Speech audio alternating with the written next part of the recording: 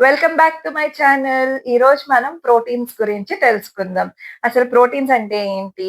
Amino acids అంటే ఏంటి? వాటి క్లాసిఫికేషన్, ప్రోటీన్స్ ఎలా డైజెస్ట్ అవుతాయి? ఎలా అబ్జార్బ్ అవుతాయి? ఎలా ట్రాన్స్‌పోర్ట్ అవుతాయి? వాటి మెటబాలిజం, ఈ డెఫిషియన్సీ కండిషన్స్‌లో ఎలాగా?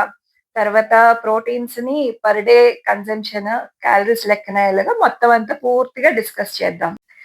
ప్రోటీన్స్ అన్నవి ఏంటంటే మన హ్యూమన్ బాడీకి బిల్డింగ్ బ్లాక్స్ లాంటివి.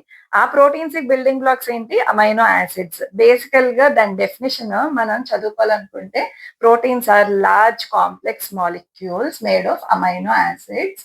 They are essential for structure, function and regulation of the body. Protein structure levels చూస్తే మనకి 4 వెరైటీస్ ఉంటాయి. అవి ఏంటంటే ప్రైమరీ స్ట్రక్చర్ లోని ఇలా లీనియర్ గా ఉంటుంది, సీక్వెన్స్ ఆఫ్ అమైనో యాసిడ్స్ ఇలాగా. సెకండరీ స్ట్రక్చర్ లోని ఇలాగా హెలిక్స్ షీట్ షేప్ లోను ఉంటాయి, అది లోకల్ ఫోల్డింగ్ అన్నమాట. టెరిషియరీ వచ్చేసరికి సింగిల్ పాలిపెప్టైడ్ ఉంటది, క్వాటర్నరీ వచ్చేసరికి మల్టిపుల్ పాలిపెప్టైడ్స్ ఉంటాయి. ఈ essential amino acids, non essential amino acids, conditionally essential amino acids అని 3 వెరైటీస్ ఉంటాయి. అందులో ఏంటంటే ఎసెన్షియల్ అమైనో యాసిడ్స్ లోని మన బాడీ ఆ అమైనో యాసిడ్స్ ని సింథసైజ్ చేయలేదు. అది ఎక్కడి నుంచి రావాలి అంటే డైట్ నుంచే రావాలి. అదే నాన్ ఎసెన్షియల్ అమైనో యాసిడ్స్ అంటే మన బాడీయే సింథసైజ్ చేసేసుకోగలుగుతది. కానీ కండిషనల్ గా ఉండే ఈ ఎసెన్షియల్ అమైనో యాసిడ్స్ ఇవి ఏంటంటే మనకి స్ట్రెస్ అప్పుడు, ఇల్నెస్ అప్పుడు, గ్రోత్ పీరియడ్ లోను ఏమైనా ఇంజరీస్ జరుగుతున్నప్పుడు ఈ arginine, glutamine, cystine, tyrosine, proline, histidine ఇవి conditional amino acids. So proteins digestion లోని మనకి ఇప్పుడు డైటరీ ప్రోటీన్స్ నుంచి అబ్జార్బుల్ అమైనో యాసిడ్స్ కింద ఎలా డైజెస్ట్ అవుతుంది అన్నది ప్రాసెస్ చూద్దాం.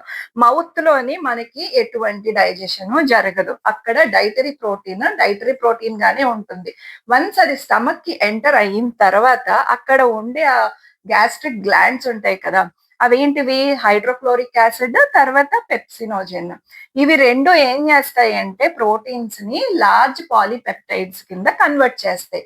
ఈ సో కాల్డ్ లార్జ్ పాలీపెప్టైడ్స్ మనకి డియోడినం అంటే స్మాల్ ఇంటెస్టైన్ దగ్గరికి వెళ్ళిన తర్వాత ప్యాంక్రియాస్ నుంచి సెక్రీట్ అయ్యే ఎంజైమ్స్, ప్యాంక్రియాటిక్ ఎంజైమ్స్ ఏం చేస్తాయంటే ఈ లార్జ్ పాలీపెప్టైడ్స్ ని స్మాలర్ పెప్టైడ్స్ కింద కన్వర్ట్ చేస్తాయి. వాటిని ఒలిగోపెప్టైడ్స్ అని కూడా అంటే ఈ స్మాల్ పెప్టైడ్స్ ఉంటాయి కదా, ఒలిగోపెప్టైడ్స్, ఇవి జెజునము, ఇలియం దగ్గరికి వెళ్ళిన తర్వాత ఈ బ్రష్ బార్డర్ ఎంజైమ్స్ ఏం చేస్తాయంటే పెప్టైడ్స్ ని డైపెప్టైడ్స్ గాను, ట్రైపెప్టైడ్స్ గాను, అమైనో యాసిడ్స్ గాను కన్వర్ట్ చేస్తాయి.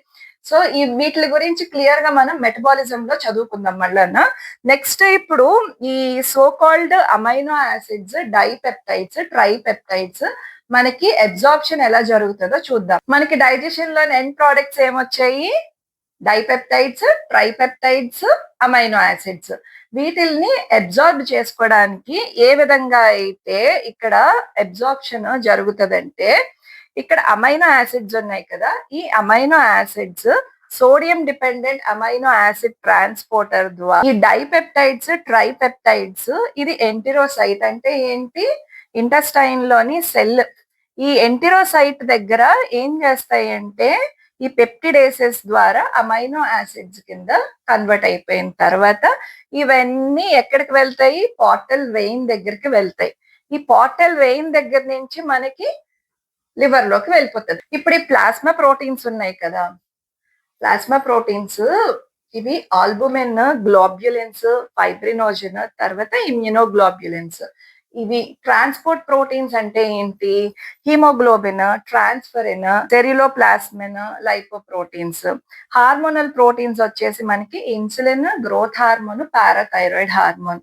ఈ ప్రోటీన్స్ రెస్పెక్టివ్ ఆ టిష్యూస్ దగ్గరికి వెళ్తాయి. అంటే ఇలాగా స్మాల్ ఇంటెస్టైన్ దగ్గర నుంచి ఇంటెస్టైనల్ అబ్జార్ప్షన్ అయిన తర్వాత మనకి లివర్ దగ్గరికి వెళ్ళి అక్కడి నుండి సిస్టమాటిక్ సర్క్యులేషన్ లోకి వెళ్ళి బాడీ టిష్యూస్ దగ్గరికి వెళ్తాయి అన్నమాట.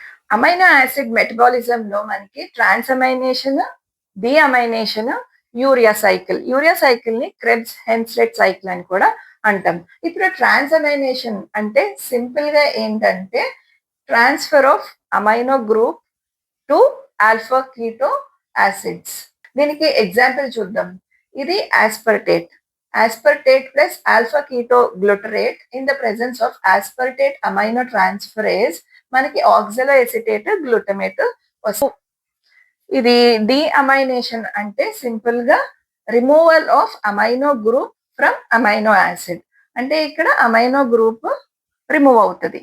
ఇది మనకి రెండు విధాలుగా ఉంటది. ఒకటి ఆక్సిడేటివ్ డిఅమైనేషన్, రెండోది వచ్చేసి నాన్ ఆక్సిడేటివ్ డిఅమైనేషన్. ఆక్సిడేటివ్ డిఅమైనేషన్ లో glutamate plus NADP plus H2O in the presence of glutamate dehydrogenase మనకి alpha keto glutarate plus ammonia plus NADPH plus H plus వస్తుంది. తర్వాత నాన్ ఆక్సిడేటివ్ డిఅమైనేషన్ లో ఇక్కడ example amino acid in the presence of transaminase మనకి alpha keto acid plus glutamate వస్తుంది. ఇప్పుడు ఈ glutamate in the presence of glutamate dehydrogenase మనకి alpha keto glutarate plus ammonia వస్తుంది. అయితే ఇక్కడ నార్మల్ గా మనకి అమోనియా అన్నది కొంచెం టాక్సిక్ గానే ఉంటది. సో దాన్ని యూరియా కింద కన్వర్ట్ చేస్తుంది లివర్ లో. అది యూరియా మనకి నాన్ టాక్సిక్ సాల్యుబుల్. మైటోకాండ్రియాలోని NH3 plus CO2 plus 2 ATP in the presence of carbamyl phosphate synthetase 1 carbamyl phosphate వస్తుంది. ఈ కార్బమైల్ ఫాస్ఫేట్ ఇక్కడ ఉన్న ఆర్నిథిన్ తోని రియాక్ట్ అయ్యి in the presence of ornithine transcarbamylase citrulline form అవుతుంది. ఈ సిట్రులిన్ మళ్ళా ఆస్పర్టేట్ సిట్రులిన్ ATP మనకి అర్జినోసక్సినేట్ సింథసిస్ ప్రెసెన్స్ తోని అర్జినోసక్సినేట్ AMP ప్లస్ PPI రిలీజ్ అవుతాయి. ఇప్పుడు ఫేట్ ఆఫ్ అమైనో యాసిడ్స్ తీసుకుంటే మనకి ఈ డిఅమైనేషన్ అయిన తర్వాత కార్బన్ స్కెలిటల్స్ ఉంటాయి కదా, ఈ carbon skeleton of amino acid central metabolic pathway కి రీచ్ అవుతుంది. అంటే మనకి ఇప్పుడు amino acids ketogenic amino acids, glucogenic amino acids రెండు, కీటోజెనిక్ అండ్ గ్లూకోజెనిక్. కీటోజెనిక్ పాత్వేలో leucine, lysine, acetyl CoA, acetyl CoA ఇప్పుడు కీటోన్ బాడీస్ ని తర్వాత ఫ్యాటీ యాసిడ్ సింథసిస్ జరుగుతుంది. గ్లూకోజెనిక్ అమైనో యాసిడ్స్ లోని ఇవి amino acids alanine, arginine, asparagine, aspartate, cysteine, glutamate, glutamine, glycine, histidine, methionine, proline, serine, valine ఇవి purely glucogenic. So ఇవి ఏమవుతాయి అంటే పైరువేట్ గాను TCA సైకిల్ ఇంటర్మీడియట్స్ కింద కన్వర్ట్ అవుతాయి. కన్వర్ట్ అయ్యి ఇక్కడ గ్లూకోనియోజెనిసిస్ సైకిల్లోకి ఎంటర్ అయ్యి గ్లూకోజన్ ప్రొడ్యూస్ చేసి గ్లైకోజన్ గా కూడా ఫామ్ అవుతాయి. బోత్ కీటోజెనిక్ లోని amino acids isoleucine, phenyl alanine, tyrosine, tryptophan, threonine ఇవి బోత్ అన్నమాట. ఇక్కడ ఏమవుతాయి, ఇవి కీటోజెనిక్ ప్రోడక్ట్స్ అవుతాయి, గ్లూకోజెనిక్ ప్రోడక్ట్స్ అవుతాయి. కీటోజెనిక్ ప్రోడక్ట్స్ ఇందాక అన్నట్లు in the presence of acetyl CoA, acetyl CoA ketone bodies కానీ ఫ్యాటీ యాసిడ్ సింథసిస్ కానీ జరుగుతుంది. అదే గ్లూకోజెనిక్ ప్రోడక్ట్స్ లోని ఇక్కడ pyruvate or TCA intermediates form అయ్యి గ్లూకోనియోజెనిసిస్ కింద ఫామ్ అయ్యి అది గ్లూకోజ్ గా ఫామ్ అవుతుంది లివర్ లో. Proteins, complete proteins, incomplete proteins అని 2 టైప్స్ ఉంటాయి. అంటే ఇది దేని మీద డిపెండ్ అవుతుంది అంటే మనకి 9 ఎసెన్షియల్ అమైనో యాసిడ్స్ ఉన్నాయి కదా, ఏ ఫుడ్ లో అయితే 9 ఎసెన్షియల్ అమైనో యాసిడ్స్ అవైలబిలిటీ ఉంటే దాన్ని కంప్లీట్ ప్రోటీన్ అంటాం. ఎందులో అయితే 9 ఎసెన్షియల్ అమైనో యాసిడ్స్ ఇన్కంప్లీట్ గా ఉంటాయో, అన్ని దొరకవో దాన్ని ఇన్కంప్లీట్ ప్రోటీన్ అంటాం. ఇప్పుడు మనకి మోస్ట్లీ నాన్ వెజిటేరియన్ సోర్స్ మనకి కంప్లీట్ ప్రోటీన్స్ అని చెప్తాము, కానీ వెజిటేరియన్ సోర్స్ కూడా ఉన్నాయి కొన్ని. అవి ఏంటంటే సోయాబీన్స్, కీన్వా ఎక్సెట్రా. వీటిల్లో మనకి అన్ని 9 essential amino acids. Incomplete proteins అంటే ఏదో ఒక amino acid, essential amino acid లేకపోయినా దాన్ని మనం ఇన్కంప్లీట్ అంటాం. బీన్స్ లోను, లెంటిల్స్ లోను, పీస్ లోను, నట్స్ లోను, సీడ్స్ లోను, రైస్ లోను, వీట్ లోను, మెయిజ్ లోను ఏదో ఒకటి కానీ 2 కానీ అమైనో యాసిడ్స్ అవైలబుల్ గా ఉండదు. ఫర్ ఎగ్జాంపుల్ చూద్దాం, లైసిన్ అనేది మోస్ట్ ఆఫ్ ద సీరియల్స్ లోని అబ్సెంట్ అయ్యి ఉంటుంది. మిథియోనైన్ అనేది పల్సెస్ లోను, లెగ్యూమ్స్ లోను డెఫిషియెంట్ గా ఉంటుంది. ట్రిప్టోఫాన్ అన్నది సీరియల్స్ లోను, లెగ్యూమ్స్ లోను లో కంటెంట్ ఉంటుంది. అదే విధంగా థ్రియోనైన్ కూడా. EF అంటే థర్మిక్ ఎఫెక్ట్ ఆఫ్ ఫుడ్. అంటే ఏంటి? మనం తీసుకున్న ఫుడ్‌ని ఎనర్జీ కింద, క్యాలరీస్ కింద మార్చటానికి బాడీ స్పెండ్ చేసే క్యాలరీస్ దేనికి బ్రేక్ డౌన్ చేయటానికి, అబ్జార్ప్షన్‌కి, డైజెషన్‌కి, ట్రాన్స్‌పోర్టేషన్‌కి, న్యూట్రియంట్స్‌ని స్టోర్ చేయటానికి వీటిలన్నిట్లికి మనకి టీఈఎఫ్ అన్నది స్కోర్ ఒకటి చూస్తాం. అవి మనకి macro nutrients basically carbohydrates, proteins, fats కదా! కానీ ప్రోటీన్స్‌కి మనకి టీఈఎఫ్ పర్సెంటేజ్ ఎక్కువనమాట. 20-30%. అదే కార్బోహైడ్రేట్స్‌కొస్తే 5-10%, ఫ్యాట్‌లో 0-3%, ఆల్కహాల్‌లో మళ్ళీ ఎక్కువే 20-25%. చిన్న ఎగ్జాంపుల్ చెప్తాను. మనం ఒక 100 క్యాలరీస్ తీసుకుంటే ఒక అది ప్రోటీన్ 100 కిలో క్యాలరీస్ అనుకోండి.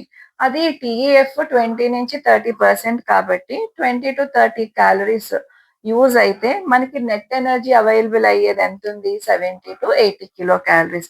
అదే కార్బోహైడ్రేట్స్ తీసుకుంటే 100 కిలో క్యాలరీస్ తీసుకుంటే 5-10 క్యాలరీస్ యూజ్ అయితే మనకి నెట్ ఎనర్జీ అవైలబుల్ ఎంతుంది? ఇంకా 90-95 కిలో క్యాలరీస్. ఫ్యాట్‌లో అయితే మరీ ఎక్కువ చూడండి. 0-3 కిలో క్యాలరీస్ యూజ్ చేస్తే మనకి నెట్ ఎనర్జీ అవైలబుల్ ఎంత? 97-100 కిలో క్యాలరీ. ఫైనల్‌గా ప్రోటీన్ రిక్వైర్మెంట్ గురించి చూద్దాం. ఈ protein requirement mostly depends on body weight, physiological state, physical activity, age, health conditions వీటిలన్నిటి మీద మేజర్ రోల్ ప్లే చేస్తది. ఇప్పుడు ఒక హెల్తీ అడల్ట్ ఉంటే మనం ఆ ప్రోటీన్‌ని కాలిక్యులేట్ చేయటానికి simple formula. Daily protein requirement in grams is equal to body wait.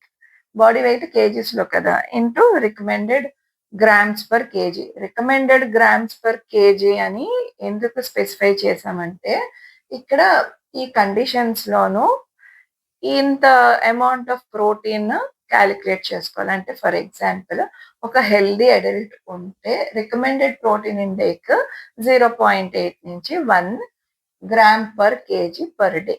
అదే విధంగా ఓల్డర్ అడల్ట్స్‌కి 1-1.2 grams per KG per day. అథ్లెట్స్‌కి, యాక్టివ్ ఇండివిడ్యుయల్స్‌కి మనకి 1.2-2 gram per KG per day.